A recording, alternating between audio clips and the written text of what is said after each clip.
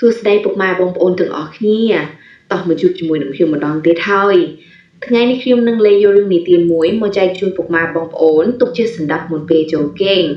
សូមពុកម៉ែបងប្អូនទាំងអស់គ្នាជួយ Subscribe ម្នាក់មួយផងខ្ញុំអរគុណទុកជាមុនសូមជូនរឿងគ្រូនិងសិស្សមានភិក្ខុមួយអង្គគង់នៅវត្តមានកុសលតែម្នាក់ឈ្មោះអាភ្លួយខោណាស់គ្រូល្ងងណាស់ឆោតចានគ្មានឧបសគ្គណារាប់អានយកចង្ហាន់ស្លាបារីតប្រកេនឬនិមន្តឆាន់ផ្ទះដងម្ដងណៃលោកនោះក្រលំបាកពុនពេកតែលោកមានតម្រេមួយថ្ងៃមួយលោកនោះពិចារណាថាសប្តាហ៍ថ្ងៃនេះគ្មានឧបសគ្គឧបាសិកាគេប្រកេនវត្ថុអ្វីឆាន់សោះហើយដូច្នេះគួរអញទិញវត្ថុផ្សេងយកមកទុកឆាន់កុំឲ្យលំបាកគិតដូច្នោះហើយក៏ប្រាប់កូនសិស្សថាអាភ្លួយឯងចាប់តម្រេមកហើយឯងទៅផ្សារនឹងអញរកទិញវត្ថុផ្សេងយកមកទុកឆាន់កូនសិស្សទៅចាប់តម្រេបានមកគ្រូនិងសិស្សក៏ឡើងជិះតម្រេទៅផ្សារលុះទៅដល់គ្រូប្រាប់សិស្សថាឯងទិញវត្ថុអ្វីដែលទុកបានយូរមិនខូចអាភ្លុងជាសិស្សក៏ទិញអំបិលមួយច្រកការ៉ុងស្រែកគ្រូឃើញសួរថាហេតុដូចម្តេចក៏ឯងទិញតែអំបិលមិនទិញត្រីឆ្អើត្រីញៀតផងកូនសិស្សទូថាអំបិលទុកបានយូរមិនចេះខូចបានជាខ្ញុំប្រការណាទិញគ្រូឆោតល្ងងណាស់ក៏ស្ងៀមគ្រូឡើងបកដំរីមកវិញសិស្សរៃអំបិលដើរពីក្រោយដល់ពីកណ្ដាលផ្លូវគ្រូមើលទៅសត្វឬសូរដងរៃដូចជាស្រួលក៏សួរថាអាភ្លួយអញមើលទៅឯងរៃអំបិលដូចជាស្រួលឬយ៉ាងណាសិស្សទូថាប្រការណាស្រួលណាស់ហើយស្រាលផងលោកគ្រូប្រាប់សិស្សថាអញជាតម្រៃវិញអញរៃអំបិលដើរពីក្រោយលោកគ្រូថាហើយចុះពីលើដំរីមកសិស្សក៏ឡើងជាដំរីទៅលោកគ្រូប្រាប់ថាឯងបកដំរីទៅចាប់អញមកលុបឈើមុខសិស្សបកដំរីទៅដល់មកលុបឈើក៏មិនឈប់ចាំគ្រូបរិហូតទៅដល់វត្តលោកគ្រូរៃអំបិលដល់ពីក្រោយដោយអំបិលនោះធ្ងន់ណាស់លោកគ្រូរៃឈប់បែរមើលទៅសិស្សមិនឃើញក៏គិតថាចាំក្រោយសំណំសិស្សមកយកអំបិលហើយយកអំបិលទៅលាក់ក្នុងព្រៃមុននឹងលាក់គិតថាទីនេះបើសិនជាមានគេមករកចម្រកឃើញគេនឹងយកអំបិលនេះអស់មិនខានគួរតែរកទីណាដែលកំបាំងភ្នែកអ្នកតាំងពួងគឺមានតែក្នុងទឹកទៅគេមើលមិនឃើញហើយក៏យកអំបិលតាំងពីការ៉ុងទៅលាក់ទុកក្នុងទឹកហើយដើរទៅ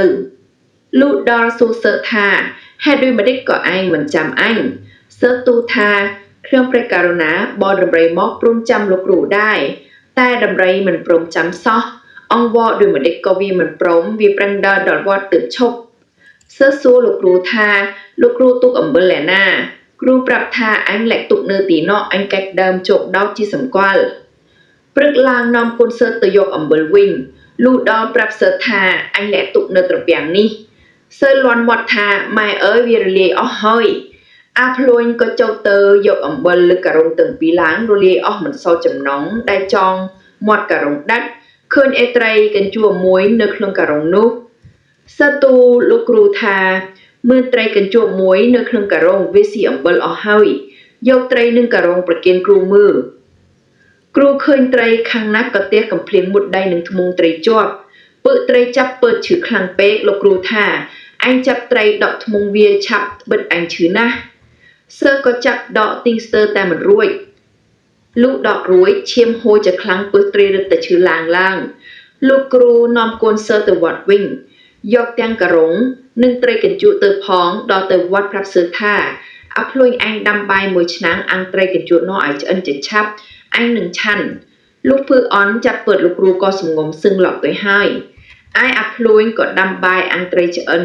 ហើយបរិភោគទុកតែបាយមួយពំនូតនិងឆ្អឹងត្រីក្នុងចានតែវាគ្របមិនឲ្យជិតលោកគ្រូភ្ញាក់ឡើងប្រាប់សិស្សថាឯងយកបាយនិងត្រីមកឆាន់អាភ្លួយក៏ធ្វើជាកិរិយាដូចជាទៅយកបាយប្រគេនលោកគ្រូរួចមកទូថាបាយនិងត្រីរួចស៊ីអស់ហើយនៅសល់តែមួយពំនូតនិងឆ្អឹងត្រីលោកគ្រូជឿអេតសង្ស័យដោយឆោតល្ងងក៏ឲ្យរំពាត់ផ្ដៅមួយមកសិស្សថាឯងយករំពាត់វាយរុយកុំឲ្យវានៅលើគត់អាភ្លួយជាសិស្សក៏វាយរុយមិនឈប់គ្រានោះមានរុយទុំច្រមុះលោកគ្រូវាយទៅមិនត្រូវរុយត្រូវច្រមុះលោកគ្រូបែកឈាមហូបខ្ចាយសិស្សភ័យណាស់រត់ទៅដល់ផ្ទះនិយាយប្រាប់ឪពុកម្ដាយតាមរឿង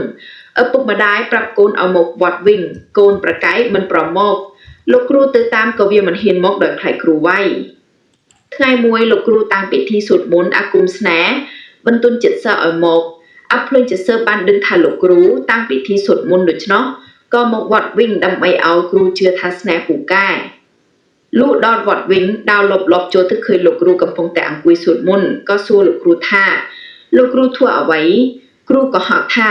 អញសូត្រមន្តអាគមបំបាំងខ្លួនព្រោះអញទៅតែរៀនពីគេហើយលោកគ្រូគិតថាស្នេហ៍អញពូកែមែនបានជាសាអញវាមកព្រឹកឡើងសើដាំបាយធ្វើម្ហូបស្រេចទូថាចង្ហាន់ឆាន់ហើយលោកគ្រូថាបើដូច្នោះអញលើកយកឲ្យអញឆាន់អាភ្លួនក៏លើកយកមកប្រគេនធ្វើជាមើលមិនឃើញដាក់ថាលើក្បាលលោកគ្រូស្រែកថាឯងដាក់ថាលើក្បាលអញហើយសើថាខ្ញុំព្រះករុណាមើលមិនឃើញលោកគ្រូជឿតែខ្លួនរៀនស្នេហ៍ពូកែប្រកបឥឡូវក៏ហក់វាថាតាំងពិធីមន្តអាគមបំបាំងខ្លួនវិញក៏ទៅជាពូកែគេមើលមិនឃើញប្រកបមែនគួរទន្ទិញឲ្យចាំកុំឲ្យភ្លេចអាភ្លួយលោកប្រគេនចង្ហាន់គ្រូឆាន់រួចហើយវាលើកបកបរិភោគខ្លួនថ្ងៃក្រោយមានឧបាសកគេនិមន្តលោកគ្រូទៅឆាន់ផ្ទះឧបាសកអាភ្លួយទូថាបើលោកគ្រូនិមន្តទៅឆាន់ផ្ទះគេគុំស្លៀកស្បង់ឲ្យចាស់ខួយអ៊ិតអំពើខ្លួនតែជីពបានហើយគេមើលមិនឃើញទេព្រោះលោកគ្រូជាមន្តអាគមបំបាំងខ្លួនពូកែណាស់អ្នកណានឹងមើលគេរកខ្មាស់ឃើញ